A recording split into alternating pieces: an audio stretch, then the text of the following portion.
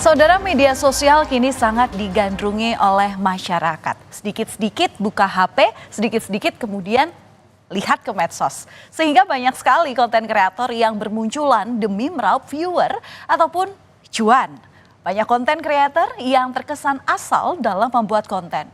Bukannya lucu dan menghibur, namun konten itu justru bisa dibilang tidak mendidik, bahkan terkadang melecehkan atau lebih lagi berbahaya. Baru-baru ini, saudara, tepatnya tanggal 22 April 2024, TikTokers Galihlos ditangkap oleh Direktorat Reserse Kriminal Khusus Polda Metro Jaya.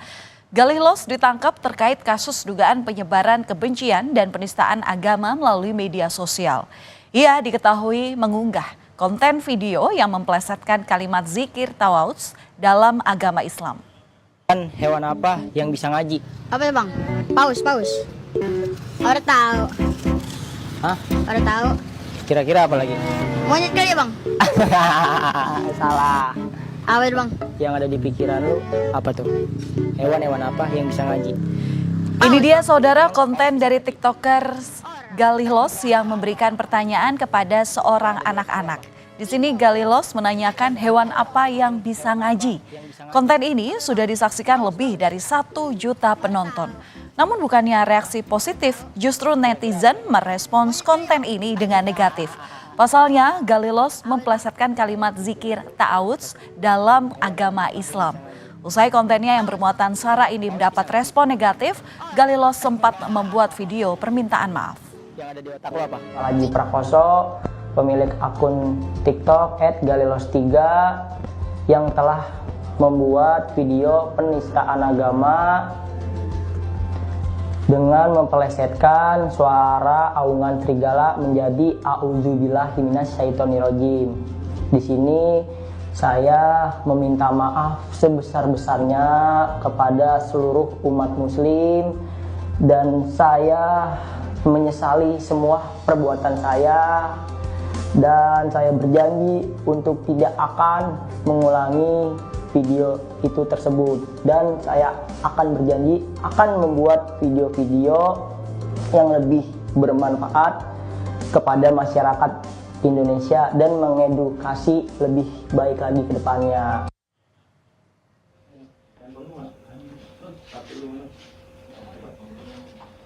Namun video permintaan maaf Galihlos rupanya tak cukup untuk meloloskan dari jerat hukum.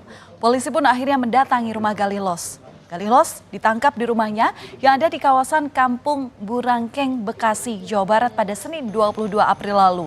Saat ditangkap, Galihlos mengaku membuat konten seperti itu untuk menarik jumlah pengikut. Kasus dugaan penistaan agama melalui media sosial ini ditemukan berdasarkan penelusuran tim Cyber di Treskrimsus Polda Metro Jaya serta laporan internal polisi. Polisi akhirnya menetapkan Galihlos sebagai tersangka. Galih di sini diduga telah melakukan persangkaan pasal, yakni dengan sengaja mendistribusikan informasi elektronik yang sifatnya menghasut orang lain dan ataupun penodaan terhadap satu agama yang ada di Indonesia. Galih pun terancam dengan pidana penjara paling lama 5 tahun dan terhadap polisi Galihlos mengucapkan permintaan maaf karena kontennya mengandung unsur sara. Belum ada motif lain dari si pelaku dalam rangka membuat video di akun TikTok yang bersangkutan ini. Jadi memang murni benar-benar dilakukan untuk menghibur, ya, untuk menghibur netizen yang melihat ke akun TikToknya ini, dan dia hanya berusaha biar bisa di-endorse intinya. Tapi ternyata dia mungkin tidak berpikir terlalu panjang sehingga akhirnya membuat suatu video yang mengarah kepada adanya dugaan penistaan agama. Mungkin, Mas. Oke. Perkenalkan, nama saya Galinova Lagi Prakoso. Saya di sini ingin meminta maaf kepada seluruh umat muslim atas kejadian yang telah saya buat dan membuat kegaduhan di sosial media. Sekali lagi, saya meminta maaf sebesar-besarnya. Mungkin itu saja dari saya. Sekian, terima kasih. Wassalamualaikum warahmatullahi wabarakatuh.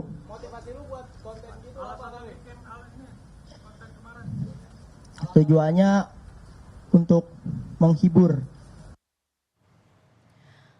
Dari hasil pemeriksaan polisi, saudara, ternyata Galilos ini mengaku membuat konten tersebut selain untuk menarik penonton, juga untuk menarik endorse di akun TikToknya.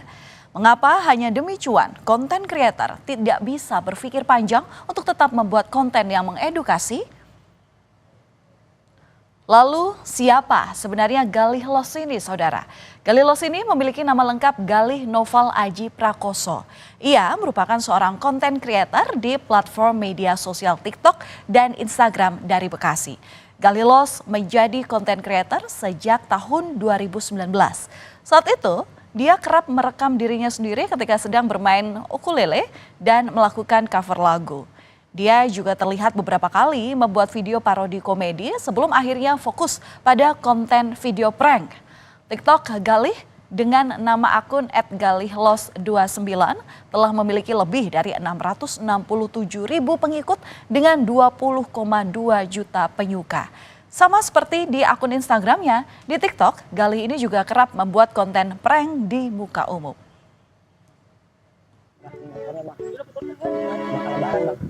Boleh ikut lu Galilos juga sempat membuat video prank begal. Dalam video itu ia mendatangi seorang pengendara. Ia sempat mencoba mau mengambil motor pria tersebut, namun tiba-tiba ia berteriak dan mengucapkan kata begal. Sontak, petugas keamanan langsung mendatangi keduanya. Galilos akhirnya bilang jika ia hanya membuat video, sehingga petugas keamanan memintanya untuk segera pergi.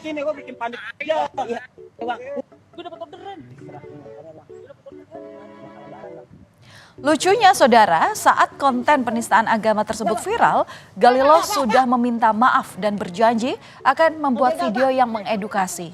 Namun ternyata meski sudah meminta maaf, tapi dirinya kembali berulah. Konten prank begalnya pun sangat meresahkan. Tak hanya mengedukasi, saudara, namun ada juga konten creator yang membuat video dengan melakukan hal-hal yang berbahaya dan kurang hati-hati, termasuk mempertaruhkan nyawa. Kita sedikit kembali ke tahun 2021, saudara, di mana saat itu ada sekelompok remaja yang nekat membuat konten menghadang truk yang berujung pada malapetaka.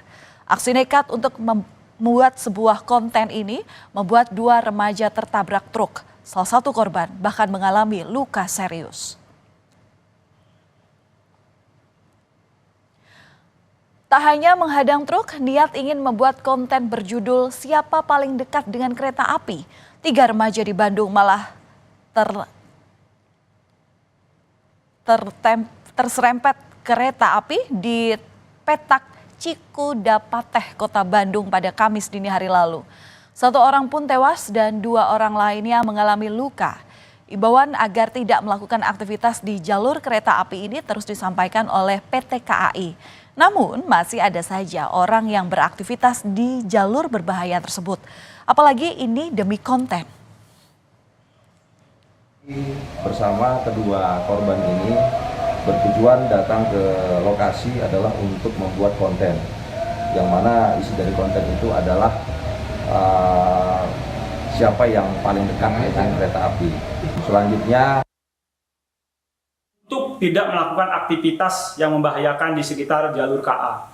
Aktivitas seperti ini tidak hanya berbahaya, namun berpotensi melanggar ketentuan Undang-Undang KAI dengan tegas melarang masyarakat berada di jalur kereta api untuk aktivitas apapun selain untuk kepentingan operasional perjalanan kereta api.